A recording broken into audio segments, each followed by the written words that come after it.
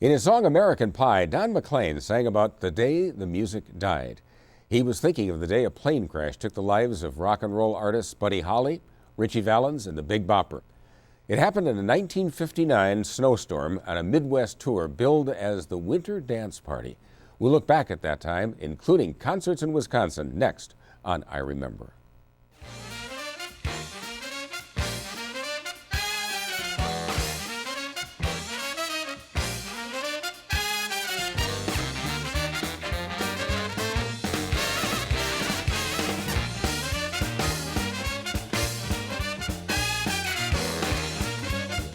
Hi, I'm Jim Peck. Welcome to I Remember.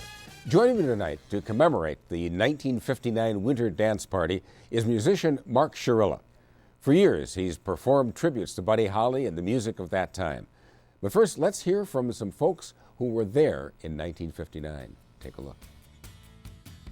On January 23rd, 1959, my brother and I attended the Winter Dance Party at the Eagles Club in Milwaukee, the George Devine's $1 Million Ballroom, and Buddy Holly was going to be there, and Ritchie Valens, who sings "Oh Donna," and the Big Bopper, and who else?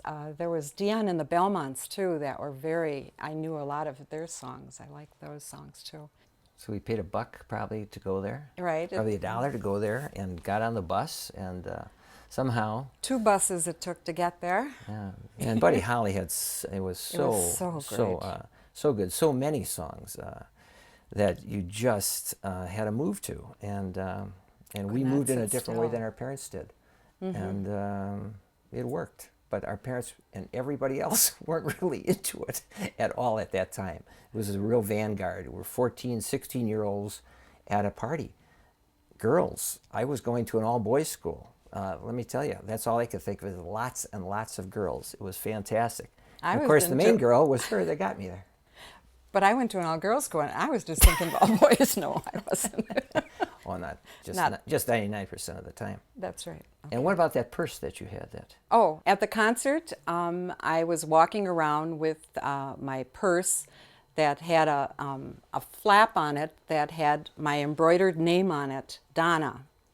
And the flap was open for many reasons, because if I was walking around and somebody would say, "Donna," I would go like, "Oh, do I know you?"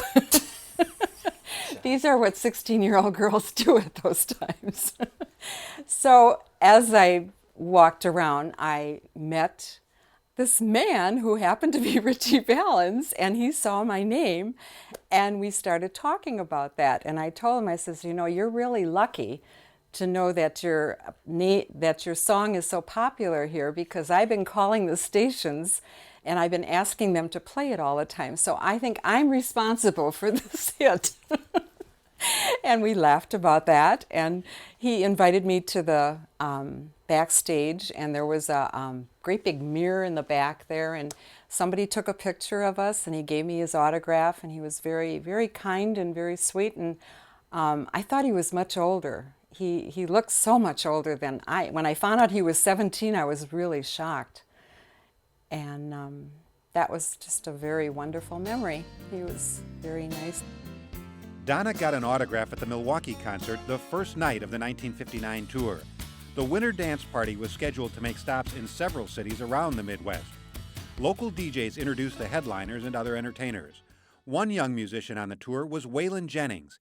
He played bass with both Buddy Holly and Ritchie Valens. On January 24th, the party was in Kenosha. I was a rock and roll fan all the time. If there was music going on a concert, I was there, but not with a camera until I became as a photographer. But then I was just, it's through the grapevine and having a buddy reception at the Ballroom. Buddy, Ritchie, and the Bopper come to Kenosha. That's it. I got it. I'm going. Come hell or high water. If I had to take that night off, my boss would put me, fire me. But I was going. But it turned out we happened to have a wedding reception that day. There was 5 weddings, and I picked that one for myself, and I was fortunate to have it. In 1959, Tony Szikil was a professional wedding photographer and a 24-year-old rock and roll fan. His job that night took him to the Eagles Club in Kenosha. I was manager, so I got to pick my wedding. So I picked the Ballroom, and the other guys had the others. And so at the one, I photographed the wedding and the mezzanine below the Ballroom. And at about 9 o'clock, I approached my bride and the groom. I'd like to go upstairs, take a few shots for about 15 minutes. I'll come back down, and I'll give you a free 8 by 10 year book. No, the contract says 10:30. Bit my tongue, walked around, by 9:30, I said, I'll give you 2 8 by 10s in your book. I said, no, thank you. Your contract says 10:30. We're on the mezzanine, and the floor is, the ceiling is kind of cushioning, because they're bouncing up there, and you could feel the thunder coming through the ceiling. That's made me more excited to be up there. Maybe wanted to go, like somebody's pushing me. It was the sound of the music. It would drift down through the hallway. But it was the momentum of the ceiling bouncing up and down. That's what, I stood by the stairway. I heard the music, but I couldn't go up. I couldn't leave that floor. And I walk around, I go back to again, listen to the floor. I go around, listen to the music. But finally, 10:30, I got there. His job done, Tony headed upstairs to the ballroom. My employer and the other 3 photographers joined me from their weddings. At the time, we wore uniform, black corduroy jackets, white shirt, tie, colonel red bow ties. And so we got up to the top of the ballroom, about 1,400, 1,500 kids were up there. Not kids, fans, because they're in their 20s, their teens, up to middle 20s. And I couldn't get, Buddy was singing, I positive it was Peggy Sue. And I couldn't get near the crowd, so I lifted the camera above my head, way above the crowd, took my first shot there. And people turned around, saw the heavy flash, and then we're dressed alike. So pretty soon, I said, excuse me, I'll hold the camera above my head to get through the crowd. They saw the camera, they thought we were a group. And they parted. They kept walking. They kept parting. There was the water just parted there. I got close to Dan and the Belmonts were on there at that time. Coming up, Tony Szikil took more photographs that night, but couldn't have known how important they would become. For the next 9 days, the winter dance party zigzagged around the Midwest in a bus. Traveling back and forth was not easy in the cold. After the trip from Green Bay to Clear Lake, Iowa, Buddy Holly decided to fly to the next location. Early on Tuesday, February 3rd, Buddy, Ritchie, the Big Bopper, and their pilot took off in a 4-seater. Not far from Clear Lake, Iowa, the small plane crashed in a cornfield, killing all aboard. More from Tony, Ron, and Donna to come. But now let me welcome once again musician Mark Shurilla. Mark, it's so nice to have you here, but tell me, who in the world thought it was going to be a great idea to have a group of musicians barnstorming around the Midwest, city to city, back and forth, in the dead of winter? Well, I think it was a practical business solution at the time. And the tour originally, the Winter Dance Party, had Ritchie Valens and the Big Bopper, who had current big hits, Donna, and of course Chantilly Lace. Yeah.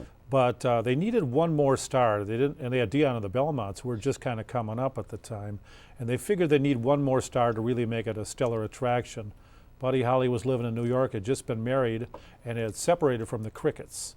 And so they made an offer to Buddy Holly. He was looking to make some cash, being a newly married man, and so he wound up jumping on the tour at the last available date and coming to the Midwest. None of the musicians realized how ill-prepared and how poorly planned the tour was. They came to Chicago to rehearse for the tour and then got on buses which were inadequately well, the buses heated. didn't have any heat. They were supposed to have heat, but the heaters weren't working. They were dilapidated. Not exactly the way they travel today. No, it was... Is that why Buddy wanted to have the plane? Well, Buddy Holly wound up going through the tour after a number of dates. First of all, the musicians were all getting sick because of the lack of heat and it being 20, 30 below. So Buddy wanted to really kind of get his laundry done and get a little bit of relaxation and get off the bus and prepare for the next show. And so we decided to hire a plane after the show in Clear Lake on February 2nd. Because I always had the feeling that Buddy Holly was one of these guys that would sit doing this. Yeah, he was always, he loved flying. He loved jumping around. He was just a very active, one step ahead of the game kind of person. Looks probably less like a rock and roller than any human being I've ever seen. He should have been the accountant. Well, that's what a lot of people said. He made classes, first of all, acceptable for rock and roll. He made the average joke. Remember, Elvis Presley is the one who launched the rock and roll craze in the 50s, And it was the guy who gave Buddy Holly the idea to become a rock and roller from a country musician. So Buddy was seen by many Americans as, hey, that's me. A rock and roller is me. I don't have to be a glamour star. You mentioned he came out of a country background. Yes. Well, one of his sidemen was a country guy who ended up doing pretty well, too. You don't think of Waylon Jennings as a rock and roll player. Well, Waylon Jennings was from the same hometown, Lubbock, Texas, in the West Texas Plains. And, they both worked at the same radio station, KDAV in Lubbock. And so when Buddy Holly split from the Crickets, as I mentioned before, and he had to put a band together quickly for the Winter Dance Party, he hired a bunch of musicians from his hometown of Lubbock. And he said, Waylon Jennings, I want you to have your first tour with me. And Waylon was a guitar player, but he handed Waylon a bass and a bunch of his records and said, you got 2 weeks to learn my music. Wow. And Waylon Jennings went on to got to start then as a rock and roll player. He started as a rock and roll player, and he wanted, of course, to become a rock and roll star. And Buddy was setting up his own record label at the time, and he was going to open a recording studio in Lubbock. But Buddy prophesied, he said, you're going to become a country star. And he was way ahead of the curve on that. He really understood where musicians fit, I think. The plane, of course, has become, all the stories about it are legend. Yes, it is. What was the original passenger list on that plane? The original passenger list was going to be just Buddy and his band members. He had Tommy Elsip, who was the guitar player that was going to play, and then his drummer. So that was it. And then as the final show went into occurrence, the Big Bopper was very sick, and so he wound up getting one of the seats. And then, well, didn't he plead? He pleaded because wasn't with Alsop. Who was it? Waylon Jennings was going to be on that plane. That's right. It was Waylon Jennings, and Waylon was having his first tour. He was having fun on the bus, and he saw how sick the Bopper was. So he said, "You can have my seat." There was no argument over that. Wow. But Tommy Elsip, the lead guitarist, did not want to give up his seat on the plane. So originally, Tommy said, "Nope, you can't. I'm sorry, Ritchie Valens, you can't have my seat." Ritchie Valens wanted to get on the plane because he didn't want to be on the bus. He didn't, and he saw the same thing. So he was getting sick himself. So Tommy turned him down. But then they had to come back to the ballroom after loading up their equipment and pick up some other piece of equipment.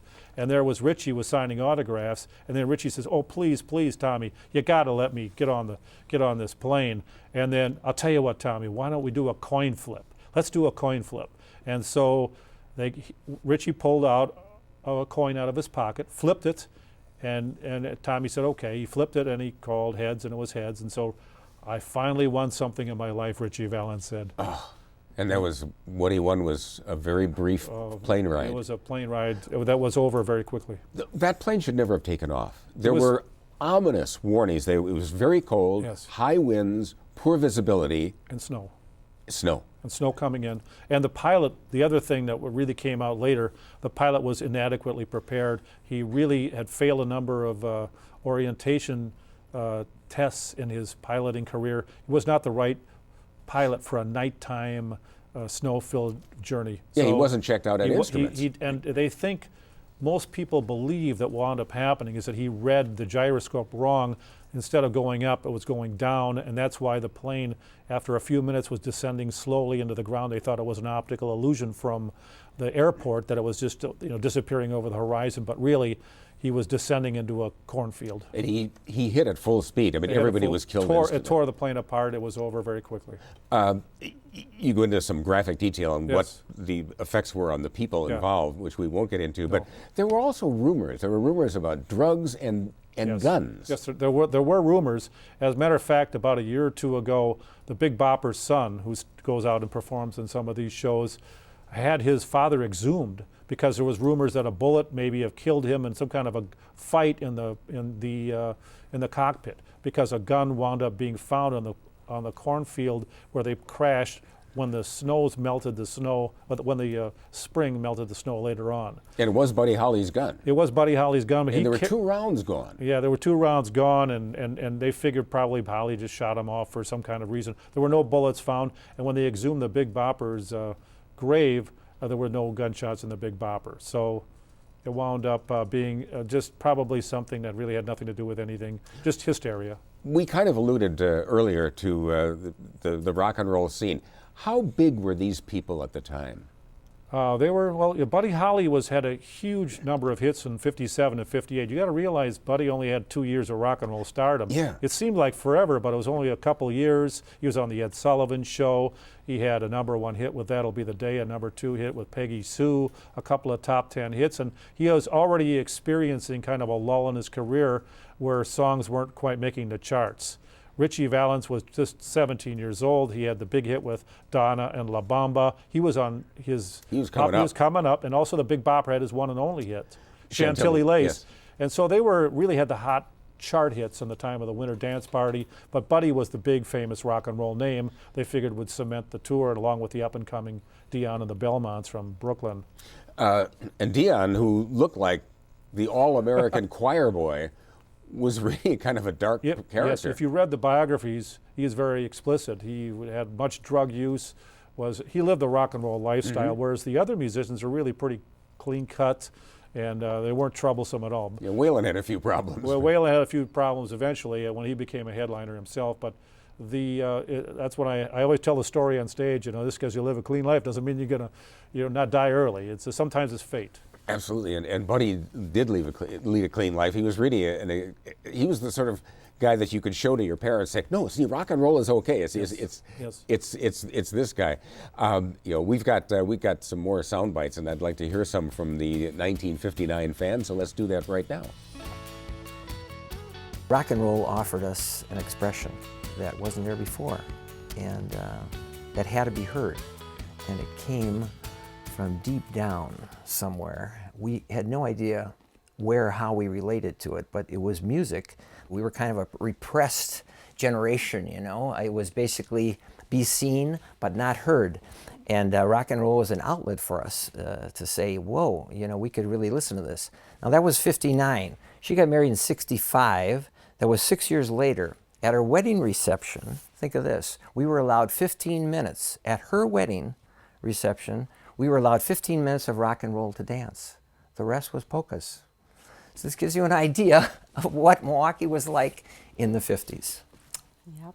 Right? Yeah, it was definitely, and I often think, how did my mother and dad, who were very conservative otherwise, allow for this kind of music? And the fact was it had good beat and you could dance to it, and that's what we did. Dancers. And they were dancers. Yeah. And we're kind of a family of dancers, and Donna was the chief dancer, teaching myself and all my friends how to dance, and therefore taking us on the road, winning dance contests, and she was the name of the game.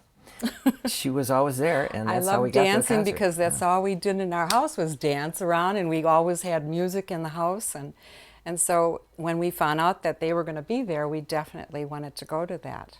When we were right at the stage and the music started, well, the people were all around us were dancing, and everybody was going with the music and everything. We were way in front, so people behind us were kind of pushing us, and you couldn't go any farther than where you were. And that was just but a little. We were dancing. We were it wasn't dancing like while the everyone music was standing, was jumping on. up, like you see concerts now, everybody watching. I mean, it was the music. It was the music first, and the performers second, really. And my mother had a camera that she gave me to use. I brought it out, and I'm surprised that the pictures turned out as well as they did, because with people kind of bumping you and you're dancing yourself, it's kind of hard to get a good picture. But I got a really good photograph of Ritchie Valens actually singing, "Oh, Donna." That was really the best show I ever went to, because there were so many people that were there that I knew their songs, and I knew it was the Big great. Bopper, Chantilly Lace, and Oh a pretty my face, gosh, and a ponytail it was just hanging great. down, Yeah, it was grooving. It was. Music. It was wild stuff. It really was. It was super. Great. In Kenosha, photographer Tony Szikil took a number of photos, including a shot of Buddy Holly performing. Today, he is sought out by fan clubs around the world, and his images have been used in biographies and documentaries of the legends lost 10 days later. When he got upstairs, and I took a few shots of Dan and the Belmonts, and pretty soon Ritchie came on. He was announced to come on stage, and Jim Lounsbury, the DJ from Chicago, WGN, said, "Hey, with the camera, come here on stage." So, well, come on. And we had 3 rolls of film. I shot 2 already, and then my camera adapter takes only 8 shots per roll at that time. And oh boy, it's short now. Then I got Ritchie Valens in action. So most of my shots were done him. So I had about 5 shots left. I would say 8 shots left. And then pretty soon the concert was over. And then I tried to get Buddy, Ritchie, and the Bopper together for a group, but they couldn't get away from the crowd. Well, then first I got Big Bopper over. Jim Lounsbury introduced me to the Big Bopper. Well, he doesn't say a quite high. He's got to give 5. He doesn't shake hands with people. I got him. Then Buddy came up same time. He got a nice soft handshake, firm but soft handshake from him. Jim Lounsbury got the group together, which is Buddy, Debbie Stevens, and Debbie Stevens was a lead-in singer at the time, like Frankie Sardo was. He's a lead-in singer also before the performance of the Stars. That's why I have gotten them together. And then once they switched around to different groups, I got the Bopper together with Ritchie again, and then we shot 2 shots of that. Then another one went to Buddy Holly with the Bopper and a local DJ in the center. And so I got some pictures like that. And I had 1 shot left. So I gave my employer in the audience my camera, and my other buddy photographer come on stage with me with the local DJ, because I couldn't get Buddy, Ritchie, and Bopper with me. And he took the 1 shot just to prove I was at the concert. It's a great history I have, but as I said, it's like a dream to wake up. Now, 50 years went too fast. And I feel I got part of history there. And now, well, I know Buddy, Ritchie, and Bopper, they're great, and they're legend of them. I think if Buddy stayed alive, I think he would surpass Elvis. Yes, I think so. Mark, how did you get into recreating? Because you don't do an impersonation of Buddy Holly, but you kind of recreate what happens. Well, what happened was I was playing in a band called the Black Holes in 1982, and I was playing at a place called Zach's North Avenue in Milwaukee, a punk rock club. And I see you that way. Yeah. Back in those days, that's what I was playing. And what wound up happening is that a producer who was working at a place called Star Studio in Milwaukee, him and his wife came down to see us, and we were going to do some recording at the studio. And he kind of flipped out when he saw me on stage. He says, he talked after the show, and he says, "You look like Buddy Holly, you sound like him, you play him like him." We met on our first date at the Winter Dance Party in Green Bay. That's where they were from. And the Big Bopper was standing outside the Riverside. They couldn't get in the ballroom. They got there late.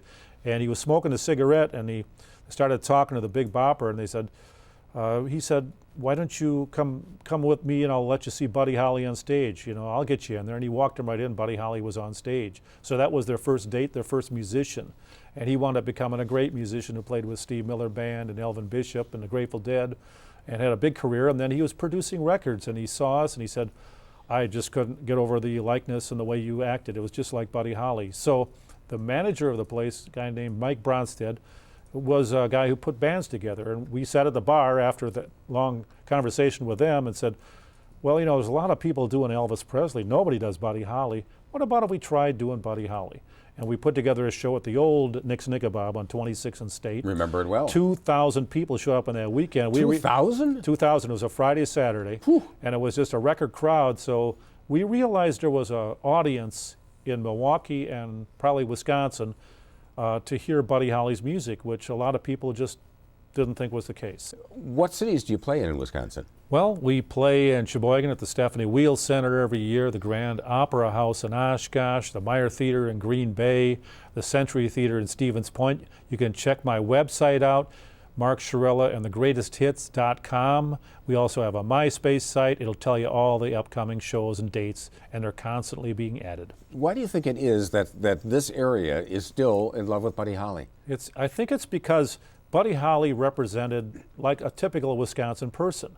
Buddy Holly looks like a lot of people in Wisconsin. He didn't look like Elvis Presley, some fancy Hollywood rock star. He doesn't look like a Texas cowboy. No, he doesn't look like a Texas cowboy either. He looks like, with the glasses, which he accentuated. Mm-hmm. Not only did he wear them, but he came up with the most thickest, elaborate version of it and said, "This is a rock star that's just going to look like an everyday Joe." And I think that captured, and he also spoke and sang from the heart.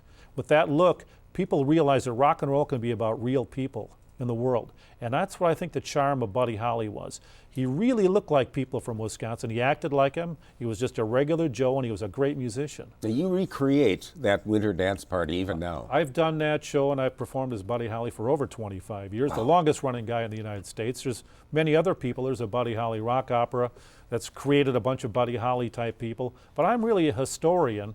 I come at it from that point of view, and I'm more like the age of what Buddy Holly would be. Buddy Holly was only 22 when he died in a plane crash. Wow. Ritchie Valens was 17. So I feel that I have a connection from understanding the history, living the music for 25 years. I lived the music longer than Buddy Holly lived.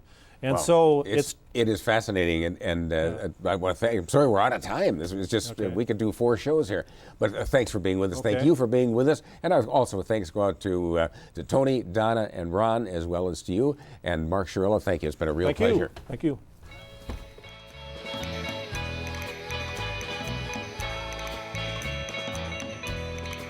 The bus pulled into Milwaukee, 1959.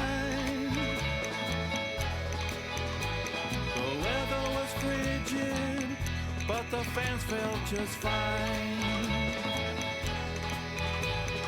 Buddy played That Will Be the Day.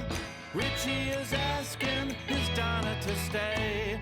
The Bopper's phone rang for Chantilly lace. Oh, and